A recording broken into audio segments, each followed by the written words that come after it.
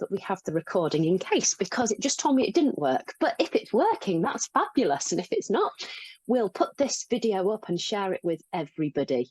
So Jane, fabulous to have you here. Today we are doing a little interview as a prelude to our Artist Spotlight series, just to get a feel for what Chester Art Beat is, how it was born, because I believe you were at the very beginning of this project six or so years ago, and just so that we can welcome new people, new faces to Chester Art Beat and where we're headed.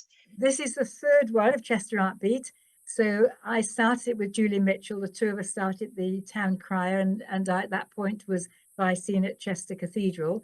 And we wanted to see art available in the city for people and visitors simply to walk around and enjoy meeting artists, talking with artists, seeing their work, seeing them at work, and to use a walking trail as that way.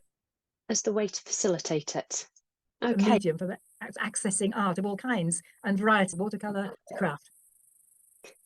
And one of the things that has been fabulous, because I was involved a little with Chester Art Beat in 2022, because it's obviously a biennial event, so every 2 years, was specifically that the artists not only were displaying and exhibiting their work, but were engaging with people, and there was the opportunity to see them at work, ask questions and so forth. For you, because obviously at that point you were in the cathedral, which hosted, I think it was 5 or 6 artists last time in the chapter house. What do you think has been the highlight and what has made you come back to be with us again this year? That wellest one, I think it was. There were some A-level students who went to see one of the artists in the cathedral at that time, an oil painter, and they were so excited and engaged with her. She said, if you come back tomorrow, I'll do a demonstration for you. So they came back the following day, and I remember her doing this demonstration as they watched her unfold a seascape out of oil paint, out of oils. And that was just fabulous, watching the engagement, watching the excitement, and the inspiration of one artist to some young people. So for me, I think that was one of the highlights. Another highlight was simply hearing visitors from Chester going around the city, talking about what a wonderful opportunity it was for them to see all different kinds of venues, as well as the artists. So overhearing people a little bit, if you like, as they came in and out of venues. All of that was very exciting. Yes, and that's something which has continued, obviously. Deciding that now we're out of COVID and shops are opening and cafes and so forth are starting to thrive. Chester, I mean, the news that broke this weekend that Chester is now second highest medium city break destination in the country, second only after Bath. So that part of the work is done. But now we really want to see the arts and culture scene develop in Chester. I mean, I've heard it said in the past that Chester is a cultural wasteland, which really isn't true. I mean, you helped with art at the cathedral for many years and bringing exhibits. So how is your perspective of Chester as a place for arts and culture? I think there's lots more that can happen, but it's a brilliant place. There are many talented artists. In fact, many of the artists who are going to be in Chester Art Beat are local artists. One is a teacher at a local high school, and their ability is fabulous.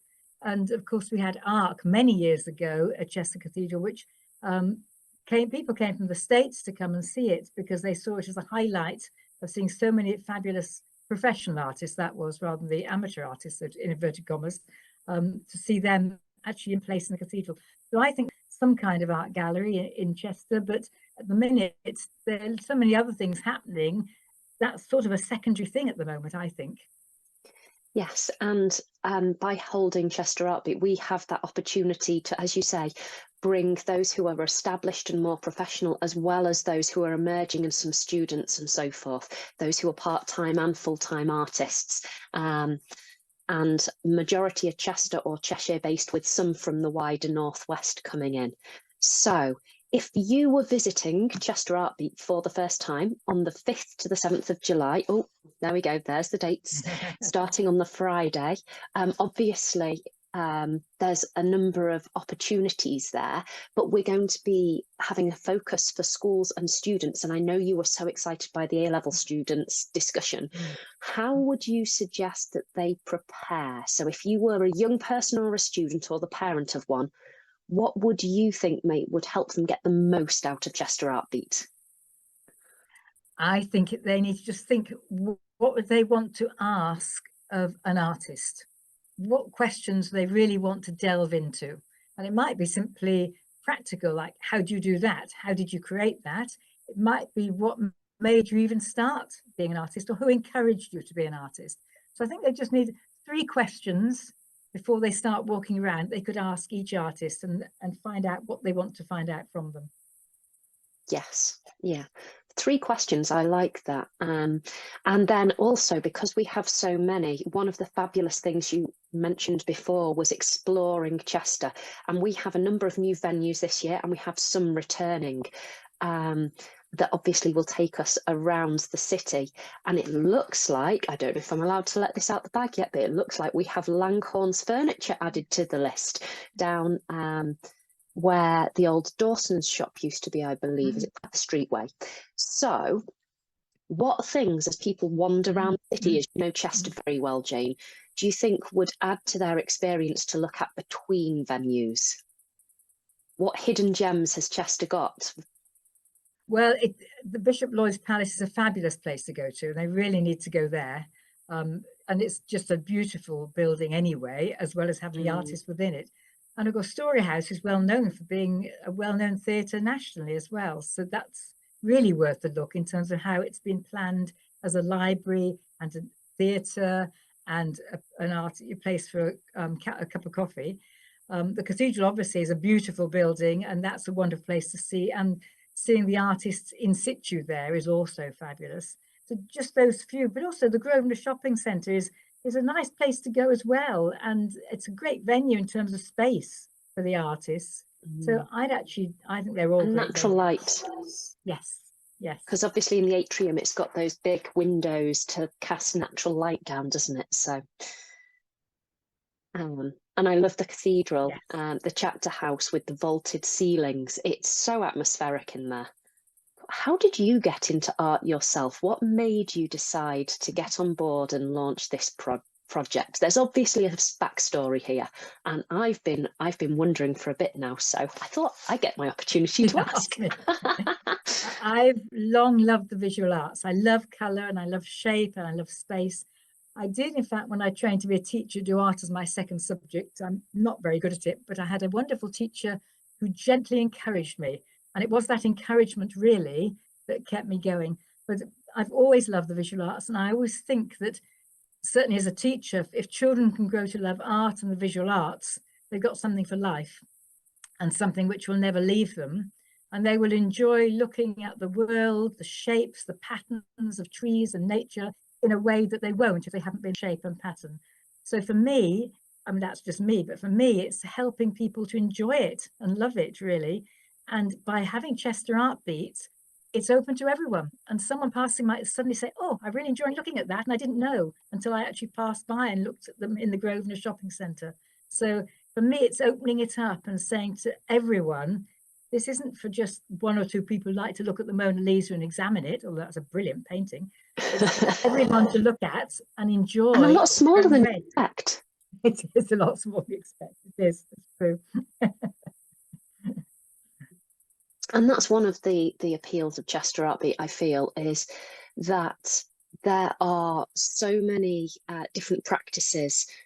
There's a real plethora of expressions within the artists that have been chosen. I know that the creative team have worked to try and spread across so that it's not all, say, oil landscape artists or all potters. You know, we have a stunning collection, but knowing who we have coming on that's new, is there 1 or 2 styles or expressions of art that you think perhaps over the years have been under-recognised and that it's really exciting to see during this event? Well, they all do really, but I think to recognise that jewellery and glass and craft, what we call is traditionally crafts, are art. I think it's recognising the whole plethora, really, that the talent and the skill of everyone counts as art.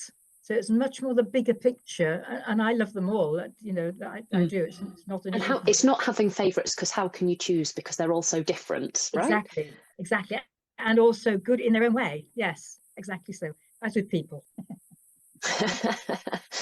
For sure. I guess one of the joys that you have behind the scenes is that you are privy to some of the artworks before they're exhibited, so to speak. You've seen some of the promotional materials as they're coming out now on our social channels, of which we have obviously Facebook. We launched this new YouTube channel specifically so that we can share some of the interviews to those who said, but I'm not on Facebook, I'm not on Instagram, how can I watch it? We have Instagram, and for those who love words, we have Twitter, which is now obviously X. In fact, I think he's just got the domain x.com is now up and running. So we are now officially X on X.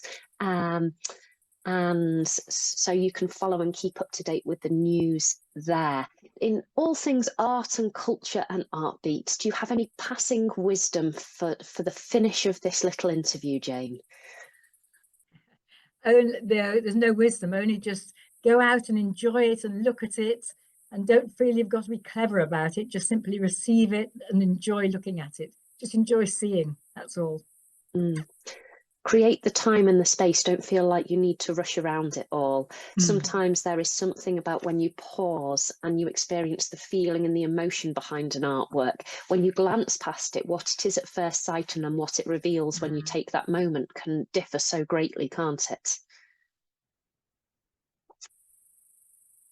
Well, Jane, it has been fabulous having you join us, although you are slightly frozen right now, to discuss Chester Art Beat, which I know is a passion of yours and is something that I have been greatly blessed to be involved in. And I guess we will see you on the 5th to the 7th, and you'll be around, and maybe people might spot you around and about the venues. Yes, you certainly will. Yes. And they should. Thank you very much. Thank you, Elizabeth. Thank you very much. Take care and have a fabulous day. Thank you very much.